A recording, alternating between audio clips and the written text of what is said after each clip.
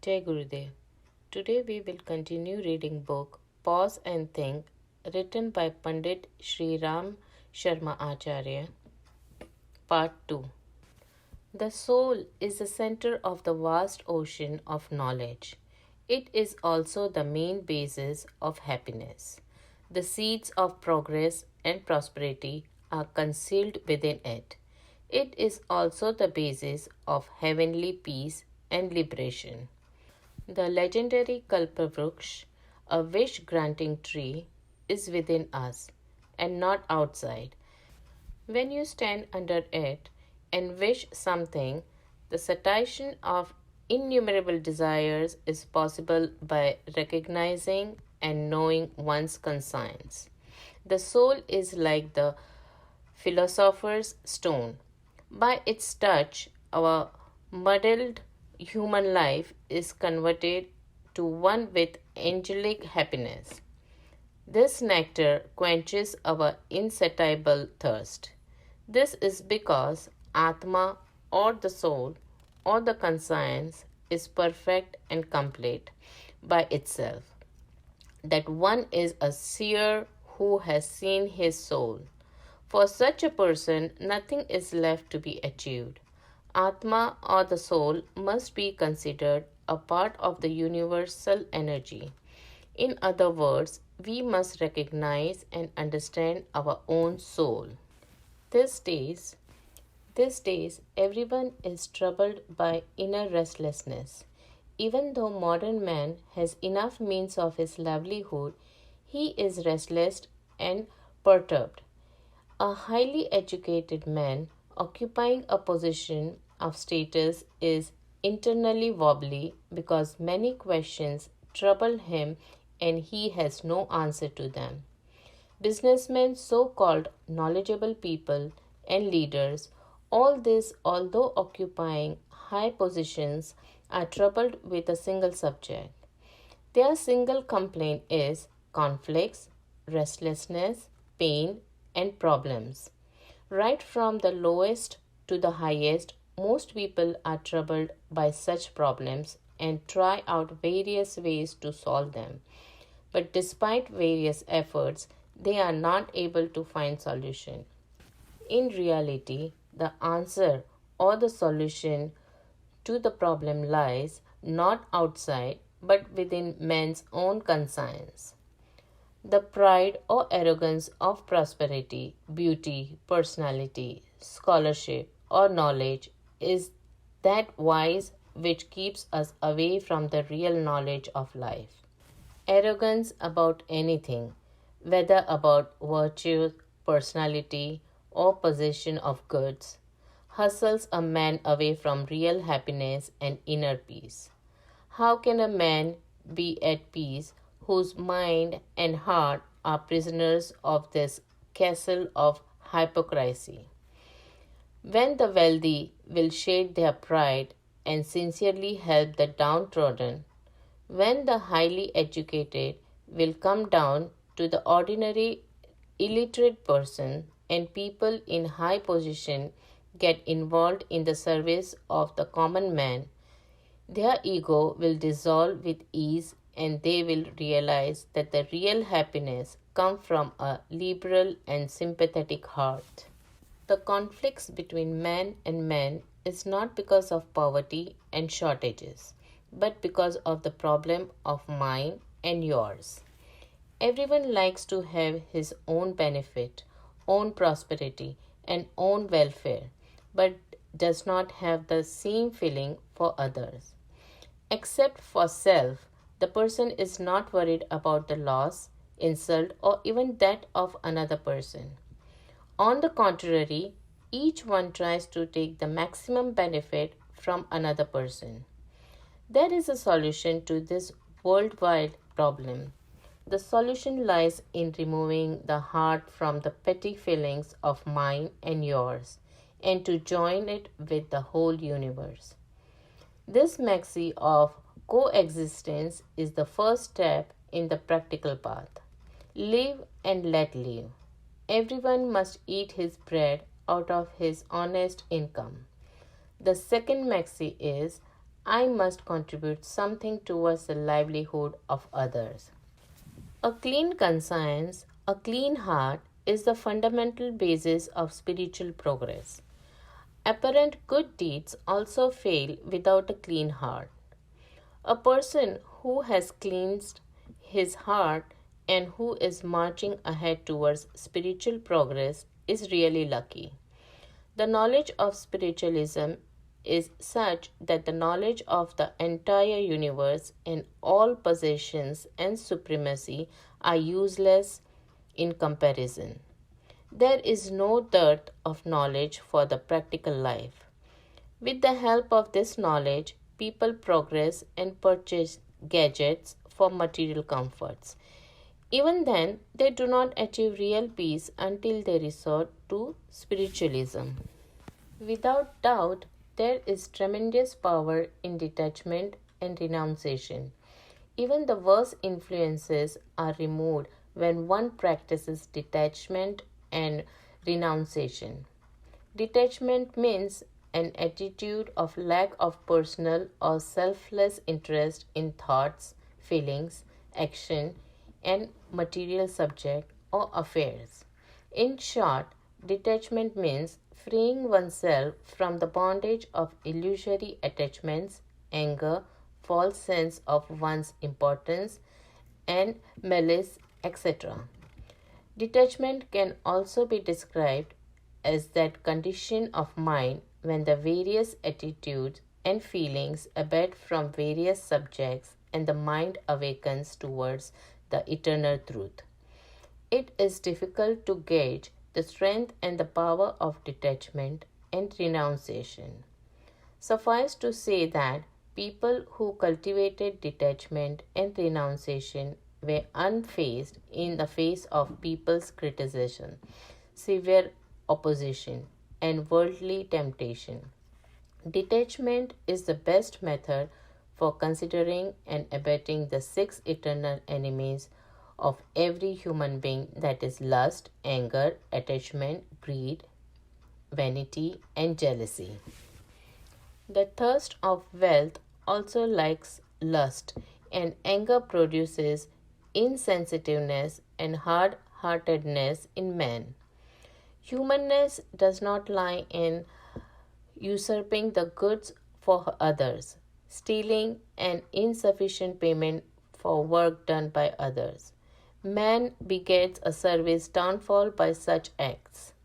Do you wish to make your children lazy and useless by leaving such sinful earning for their inheritance? Why do you wish to collect that wealth which is not going to accompany your dead body? Why do you come within its grip? If you forget your soul and the goal of life by becoming a victim of greed, how will such wealth benefit you? Just leave it. Joy lies only in income earned by dint of work. Ego is the most powerful reason for a personal destruction. Conflicts, trouble, wars, and world wars have been spreading their terrors in the world because of such egoistic feelings as I am the monarch of all I survey. My thoughts are superior to others' thoughts. I am the most beautiful. I am wealthy. I am knowledgeable, etc. Is this arrogance really justificable? There are so many people more beautiful, more capable, and with greater power than yours. Then what is your ego going to achieve? The greatest obstacle in man's spiritual upliftment is his egoistic thinking. Man must always keep before him the transitoriness and impermanency of everything and save himself from the bad influence of the ego. Only the persons with strong determination have the courage to dissolve their ego. The feeling of jealousy are another reason of a man's downfall. Man progresses according to his capacity and circumstances. When one's capacity is developed with humanness, nobody's interest is hurt. However, when one develops jealousy and malice on seeing the prosperity of others, man's personal and also collective downfall starts. Man's life is not for burning away in malice and jealousy. God has given us this human body for developing within us the attitude of service, warmth, love, compassion, justice, etc. We should imbibe this for developing excellence of character to make for a purposeful life, to make people happy and contribute towards spreading happiness in society. Sometimes we come across a person doing bad deeds and then doing good works, and sometimes we find opposite where good person has changed and it's entangled in bad deeds. It is a sad fact that the good and bad feelings in our heart develops according to the atmosphere, and the feelings and attitudes which do not get the proper ground wither away and dry up. A bad person can turn into a good human being if he comes across good circumstances and people with good thinking. The same person can turn into a bad human being if he is kept in a bad surroundings and bad company. Therefore, thinkers of the world have always been saying that nobody in this world is bad. Only the situation and feelings or attitudes are bad. Whosoever commits mistakes will get due punishment. The attitude of diverseness, disruption, and self-centered thinking are a curse for the humanity. Man is not even able to protect himself without the strength of organization. Only one principle works, whether in personal life or social life. If bad tendencies, demoniacal tendencies, take the upper hand in a man and his good and godly feelings go to sleep, the person will become sinful and his downfall will lead him to a lowly life. If on other hand good and godly feelings take the upper hand, then a man's bad tendency will be surely defeated. Evaluate your own self by the above principle. The aim of spiritual philosophy is to save man from the damage of sin and bad thoughts and lead him to peace and happiness through truth and religion. It is wrong to assume that we will be at a loss by adopting a religious life. That religion which causes loss or harm to man cannot be called religion, because the practice of the religion life, that is good behavior, should bring peace to man. In fact, the hypocrites practiced by certain gurus and babas or other self-proclaimed prophets is not religion, and joining such people always cause harm. Real religion gives correct guidance of moral conduct and lead to progress in his as well as other world. In ancient India, when religious atmosphere prevailed in every household, there was wealth, strength, knowledge, love, warmth, and joy. Today, when most of us have adopted immoral, irreligious thinking and behavior, we find hell dominating the household. Today, we find ourselves surrounded by demoniacal tendency. Our individual lives are also seen to be filled with them. As a result, despite getting the gift of human life, we are living a despicable life. Similarly, the social life is also dominated by corruption, because of which troubles have taken hold of our health, economy, society, political life, mutual relationship, morality, ability, industrial production, etc. Thus, there is turmoil in every section of the society. There is only one solution for individual happiness and peace in the society: the development of good tendencies and defeat of demoniacal tendencies. Unless and until the demoniacal tendencies are defeated, the restless atmosphere cannot be ruled out. Man's aim has been to achieve self satisfaction, which comes about in developing his capacity. The strength of capacity comes from spiritual endeavor, which cannot be completed without penance. To achieve the goal of life, strict penance is essential. Constant spiritual endeavor involves strict penance, but it must be remembered that mere penance as spiritual exercise has no meaning unless it is backed by renunciation. Penance as a mere exercise may merely suppress the mind's perversities for some time, which afterwards burst forth. This, in reality, does not bring mental peace. Accumulation of material goods and comforts has no place in penance. Real penance is for the service of other at personal cost. It is a sin to be shallow, self centered, and look narrowly only for one's benefit.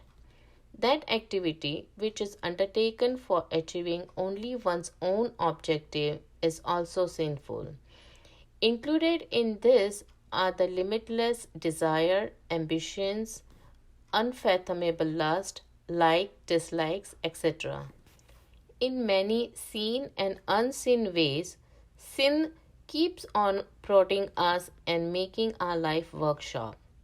Thus, both knowingly as well as unknowingly, man keeps on committing sins.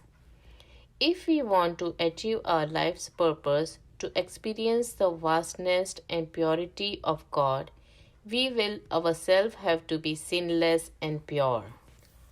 Who is the smallest one in this world? On seeing the brightness of the child, Lord Buddha became serious and said, "One who thinks of himself and thinks only his self interest as most important." In these few words and simple words, he drew the outlines of practical spiritualism. The aim of soul's upliftment or development in that man should come out of his narrow mindedness for personal pleasure and become broad minded and generous towards society. Joy, in fact, does not lie in taking from others, but in giving.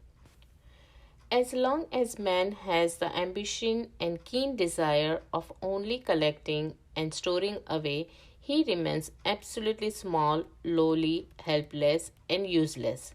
But the moment he uses his mind, body, intelligence, and his capacities for the greater good of humanity, his greatness also starts spreading its fragrance all around.